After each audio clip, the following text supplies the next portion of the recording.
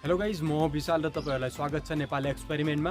गाइजहरु normally हामीले कुनै पनि सामानहरु खसिरहेको हेर्दा त्यति राम्रो देखिदैन, तर गाइजहरु यदि त्यही सामानहरुलाई चाहिँ हामीले सुपर स्लो मोसनमा हेर्ने हो भने त्यो एकदमै दामी देखिन्छ। सो गाइजहरु आज मैले सिम्पली तपाईहरुलाई चाहिँ त्यस्ता खसिरहेको चीजहरुको सुपर स्लो मोसन गरेर देखाउने छु।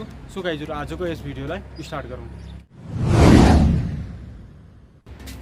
सो गाइजहरु तपाईहरुले यहाँनिर हेर्न सक्नुहुन्छ मसँग छ बेलुन। सिम्पली गाइजहरु मैले यो म पानी हाल्ने छु र यसलाई चाहिँ मैले फुटाल्ने छु। त्यसपछि हेरौँ गाइज स्लो मोसनमा कस्तो देखिन्छ भनेर।